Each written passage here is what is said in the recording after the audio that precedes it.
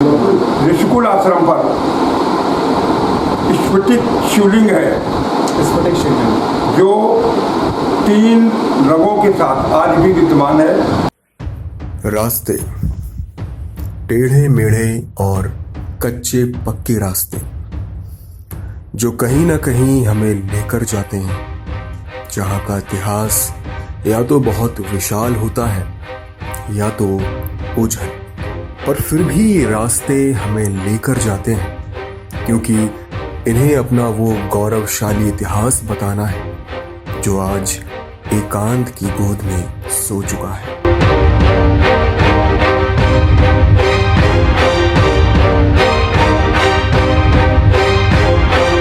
नमस्कार, मैं अभिषेक चौहान आपका एक बार फिर से स्वागत करता हूं अपने चैनल जिसका नाम है ओझल हिस्ट्री, जहां हम आपको बताते हैं कुछ ऐसे स्थानों, कुछ ऐसे व्यक्तित्वों के बारे में जो कहीं ना कहीं इतिहास के पन्नों से ओझल होते जा रहे हैं। आप हमारे पुराने वीडियोस में देख चुके हैं ब्रह्मकुटी, जो धरती का केंद्र बिंदु माना जाता है, और लवकुश का जन्म स्थल वाल्मीकि आश्रम और ध्रुव टीला। आज मैं फिर से बिठूर की धरती पर आया हूँ और कुछ ऐसे इतिहास के गर्त में छुपे हुए खजानों को ढूंढने के लिए। तो मेरी मुलाकात एक ऐसे सज्जन से हुई जो बिठूर में ही रहते हैं और यहाँ के बारे में कई बातें जानते हैं। मेरा नाम श्रीनाथ उर्फ रामजी द्विवेदी है। मैं यहाँ हमारे इस नगर के मशहूर परिवार द्विवेदी परिवार में पंडित भोगीलाल द्विवेदी, जो इस नगर के चेयरमैन भी रहे और इसके बाद जिला परिषद सदस्य होते हुए 2 वर्ष का उनका जिला परिषद अध्यक्ष थे, जब कानपुर नगर और कानपुर देहात ये हुआ करता था। बिठूर से मंधना रोड उन्हीं के कार्यकाल में जिला परिषद के समय बनाई गई थी, जो कंकड़ से बनाई गई। और ये जो पुराना बिठूर, जिसको बिठूर कला राजस्व ग्राम के रूप में अंकित है, ये बिठूर कला इस बिठूर की सबसे पुरानी भूमि है। यहीं पर झूठीला है बगल में, और यहीं पर ऋषिकुल आश्रम है जो मेरे ठीक बाजू में है। और ऋषिकुल आश्रम के नीचे सती मंदिर और इसके नीचे एक शिव मंदिर पुरातन काल से हुआ करता था। इसके बगल में सुखदेव आश्रम, जो कि बहुत ही हमारे जाने माने संत सुखदेव जी हुआ करते थे, उनका बनाया हुआ है, ऐसा इतिहास है। और हमारे ही ठीक घर के नीचे सुंदर घाट, जो सती मंदिर के पास था, वहाँ पर साधन धाम का निर्माण हमारे पूर्वजों के द्वारा दान की गई भूमि पर स्वामी नारदानंद के शिष्य सुमन पूजन जी महाराज के द्वारा यहाँ साधन धाम की स्थापना हुई। ये जो सारी चीज़ें आपने जगह अपने बताई हैं, ये अभी भी पौराणिकताओं को सहेजे हुए अभी भी बरकरार हैं। सती मंदिर और शिव मंदिर, जो सुंदर घाट हुआ करता था, सुंदर घाट, सती मंदिर और शिव मंदिर गंगा जी की कटान में समा गया। ऋषिकुल आश्रम का लगभग आधा हिस्सा गंगा जी अपने नीचे ले गई हैं। कलवारी घाट भी लगभग कर चुका है, जो झूठेले के बगल में है, और झूठेले का भी लगभग 2/3 हिस्सा, नहीं तो आधा हिस्सा तो कम से कम गंगा जी में जाए। तो अभी जैसे हम अपने दर्शकों को कुछ दिखाना चाहें, आज भी कुछ इतने सालों पुरानी चीज़ें हैं, उनके कुछ अंश आज भी हैं। ऋषिकुल आश्रम पर स्फटिक शिवलिंग है, स्फटिक शिवलिंग जो 3 रंगों के साथ आज भी विद्यमान है। उसका एक अद्भुत शिवलिंग के साथ ही लगा हुआ अद्भुत नंदी बाबा का वो है, जो जीर्णशीर्ण अवस्था में है और जिसकी मरम्मत के लिए बहुत ज़्यादा आवश्यकता है। ये ऋषिकुल आश्रम भी हमारे बिठूर का एक बहुत ही रमणीय, बहुत ही वैभव संपन्न स्थान हुआ करता था। और ये बिठूर आजकालीन हमारा आदि कीर्ति है।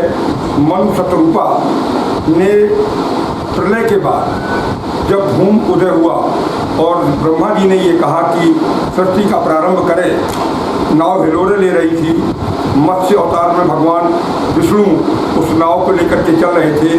मनु शत्रुपा परेशान थे। मनु शत्रुपा जी ने ब्रह्मा से प्रार्थना की कि आपका कार्य कैसे संपन्न होगा, तो आप हमें जब स्थिर नहीं हो पा रहे हैं, जल हमको हिलोरे दे रहा है, हमारी नाव नहीं टिक पा रही है, तो ब्रह्मावर्त भूमि का उदय हुआ। इसी भूमि की धुरी कीली ठोकर भूमि को अपनी खूंटी की धुरी पर ब्रह्मा जी ने पृथ्वी को स्थिर किया। उसी में शत्रुपा जी ने अपनी नाव को बांधकर पहला सरस यज्ञ प्रारंभ कर इस बिठूर को आदि तीर्थ का दर्जा दिलाया और मानव सभ्यता के संसार में ये बिठूर अग्रणी। हम लोग जैसा इन्होंने बताया कि स्फटिक शिवलिंग है, तो हम लोग वहाँ चलते हैं और भगवान शिव के दर्शन करते हैं। जैसा कि अभी आपने सुना कि यहाँ पर एक ऐसा आश्रम है जहाँ पर स्फटिक शिवलिंग आज भी उसी अवस्था में है। तो मैं उसी आश्रम में अभी आया हुआ हूँ और ये आश्रम बताते हैं कि आज भी उसी अवस्था में है। गंगा जी का किनारा है, यहीं पर इसके बगल में ही आश्रम है और पौराणिक समय से आज तक वो शिवलिंग यहाँ पर स्थापित है। यहाँ के जो भी आश्रम के निवासी हैं वो शिवलिंग की देखरेख करते हैं और ऐसा भी कहते हैं कि यहाँ पर 600 से 700 वर्षों पुरानी कुछ ऐसी पौराणिक प्रतिमाएं हैं, कुछ खंडित मूर्तियाँ भी हैं जिनका अपने आप में एक इतिहास है। तो आइए चलते हैं इस आश्रम में और बताते हैं क्या है स्फटिक शिवलिंग का रहस्य।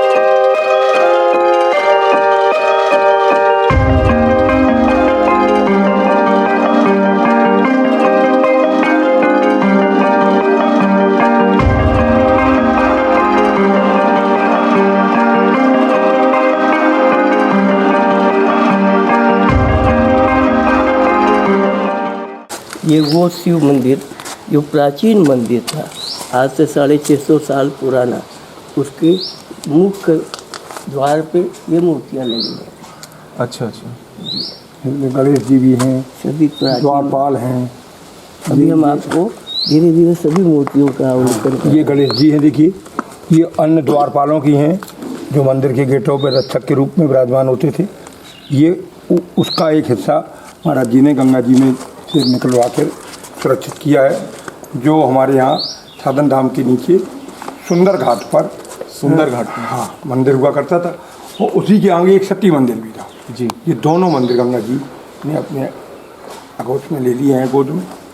आइए, और उसकी जो और मूर्तियाँ भी थी महाराज जी ने, वो देखिए गेट का एक गेट खंबा रखा हुआ है, स्तंभ, तो वो यक्ष बने हुए हैं। मंदिर का अब ये नीचे था। अच्छा, ये नीचे था पहले? हाँ, ये उठवा के ऊपर रखा। अब ये चला गया था गंगा जी में, तो वहाँ से निकलवाया। बड़ी मेहनत। और ये चरण पादुकाएं जो हैं, ये दूसरा चरण पादुकाएं कि नहीं? ये सती मंदिर पे, सती मंदिर की। हाँ, सती मंदिर पे थी ये। उनकी वहाँ की चरण, अब कोई सती रही होगी, उनके जो भी हैं वो उन्हीं की चरण पादुकाएं उसी मंदिर पे। उसी समय का ये देखो रहा था। ये एक शिवलिंग, ये शिवलिंग उसी समय का है। अच्छा अच्छा जी। और कुछ ये इधर है नंदी बाबा हैं, उनको जो है उठा के इकट्ठे करके वो जो मिलते गए उनको लेके इधर कर दिया। ये जैसे ये एक मूर्ति है, ये गणेश जी की, ये बहुत शिव परिवार के रूप में। और ये नंदी बाबा थे, इधर देखिए, ये यहीं पे था ये मंदिर। ये लगभग ये वो स्थल है जहाँ से मंदिर पलटा था, तो हमने कहा इसको जाके यहाँ पर पहले मंदिर जी यहीं पे स्थापित था। यहाँ पे मंदिर ये था, एक वो था। और जैसे आप ये देख रहे हैं हमारे इस तरफ ध्रुव टीला भी है। हाँ, ये है बगल में, यही है। ये सामने दिख रहा है, ये कलवारी घाट है जो मैं आपको बता रहा था, जो टूट गया है, कलवारी घाट। ये कलवारी घाट है। उसी के आगे वो जो दिख रही है जमीन वो ध्रुव टीला की।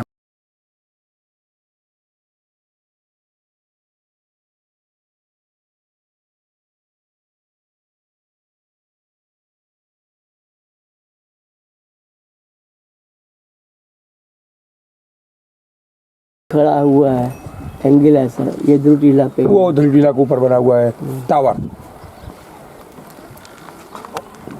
बहुत आगे तक था ये आश्रम, बहुत आगे तक सब कट गया। ये लगभग 1/3 धार के तक मंदिर प्रांगण, 1/3 धार इसकी। तो जैसा स्वामी जी ने बताया कि यहाँ पर एक समय मंदिर हुआ करता था और वो जैसा आप देख रहे हो गंगा जी का ये तट, वहाँ बीच तक वो मंदिर का प्रांगण था, लेकिन धीमे धीमे वो कटान की वजह से मंदिर ढह गया। और ये जो आपने मूर्तियाँ देखी ये उसी मंदिर प्रांगण की, उसी मंदिर की हैं। तो ये अपने आप में ही एक बहुत बड़ा इतिहास है। लोग यहाँ तक आते हैं लेकिन यहाँ पर आकर उनको शायद इस बारे में नहीं मालूम होता होगा।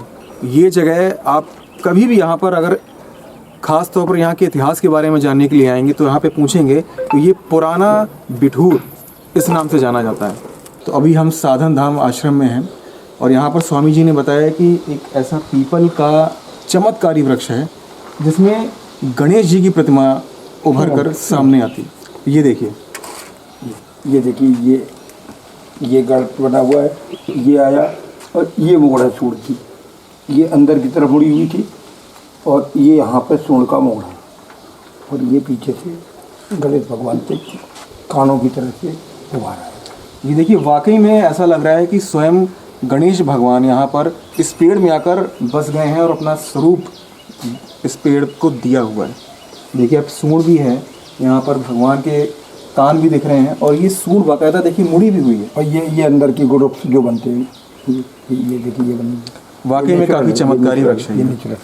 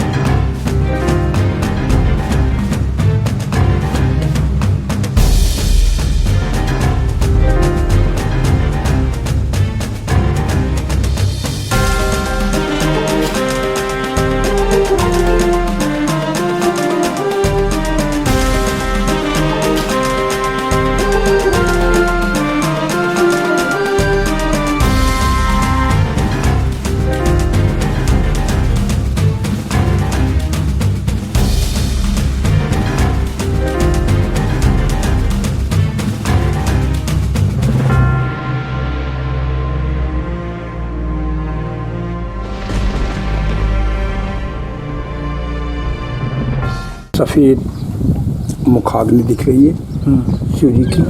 ये जटाएं, ये आभा मंडल, ये बैक और ये इसके बाद गर्दन का पूरा